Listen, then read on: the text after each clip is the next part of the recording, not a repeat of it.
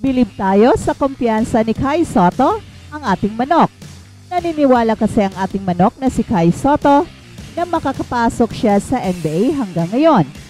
At ang Golden State Warriors, nakabantay kay Jimmy Butler. Well, yan ang ating himay-mayin ngayon in this video. Pero bago yan ay meron muna tayong pag-giveaway. Hey, hey, hey! Attention mga kapatrol! Get ready for an epic giveaway! Once Express Info hits 150k subscribers, one lucky winner will win the incredible Oppo Reno 11F 5G smartphone. Here's how to join. Step 1. Subscribe to Express Info right now. Step 2. Like this video. Then step 3. Comment anything good and positive about our idol Kai Sotto. Super easy. Just subscribe, like, and comment. Trending ngayon ang pahayag ni Kai Sotto na kung saan sinabi niya, and I quote, "I'm confident I can make it to the NBA." Walang duda, napakalaki ng pressure sa mga balikat ni Kai, pero grabe rin ang kanyang pinapakitang kumpiyansa bawat laro na kahit gaano kalaki ng pressure ay nag-deliver pa rin siya ng magandang laro. Grabe ang paniniwala ni Kai sa kanyang NBA dream, kahit na halos lahat ay naniniwalang mahirapan na siyang makapasok sa NBA. Pero hindi lingid sa kalaman ng lahat na ang ultimate dream ni Kai ay ang makapaglaro talaga sa NBA as the first ever homegrown Pinoy. Marami man ang hindi na naniniwalang makapag-NBA pa si Kai. Well, it does not matter dahil isa lang ang importante at ito ay ang paniniwala ni Kai mismo. Ito ang nakakabilib talaga kay Kai dahil alam niya ang kanyang real value as a player.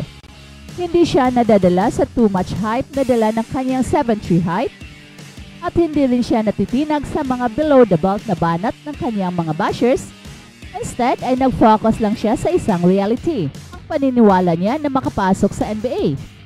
At dahil naniniwala si Kai na makapasok siya sa NBA, ayan rin ang pinaghuhugutan natin dito sa Express Info. Dahil malaki ang ating paniniwala sa kakayahan ng ating idol. Nakikita kasi natin dito ang mga hindi nakikita ng mga bashers kay Kai. Kung ang nakikita ng iba ay ang mga weaknesses niya, ay iba naman ang ating nakikita. Ang nakikita natin ay ang mga strength ni Kai Sotto na sa paniniwala natin ay mas magaling pa siya sa ibang mga NBA big men na naglalaro ngayon sa NBA.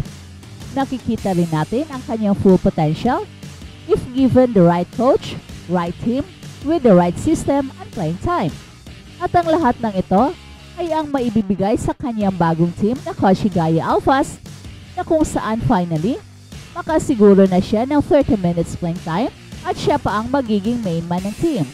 Kaya after this season sa Japan B-League, ay it is expected na ito na ang right time na makakapasok na si Kai sa NBA. At balitang NBA naman, Golden State Warriors nakabantay kay Jimmy Butler. Nakamonitor ang Golden State sa sitwasyon ni Jimmy Butler sa Miami Heat. Interesado ang Warriors kay Jimmy Butler?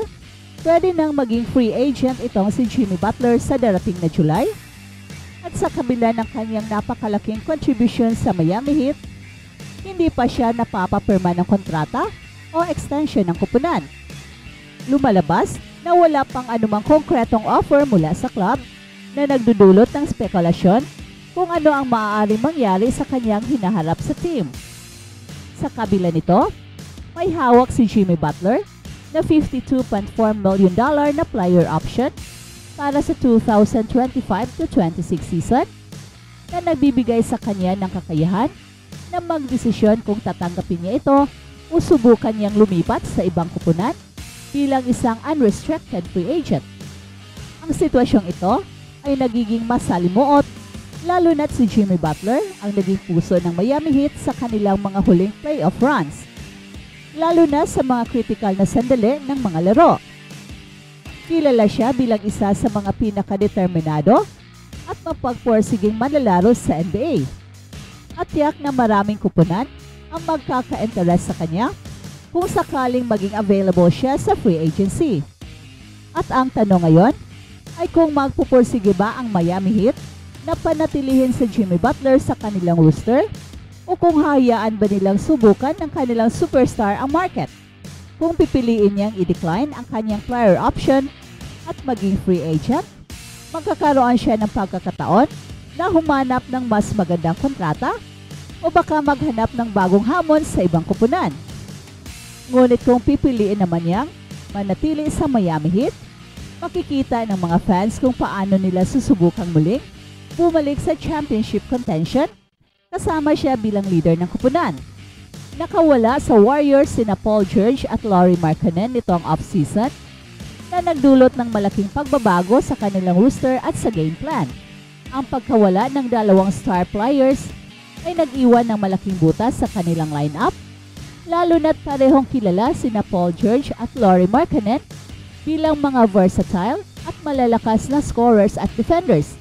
Si Paul George ay kilala bilang isa sa mga pinakamaasahang two-way players sa liga, habang si Lauri Markkanen naman ay umuusbong bilang isa sa mga pinaka-promising na stretch big man na may kakayahang mag-shoot mula sa labas at magdomina sa ilalim ng ring.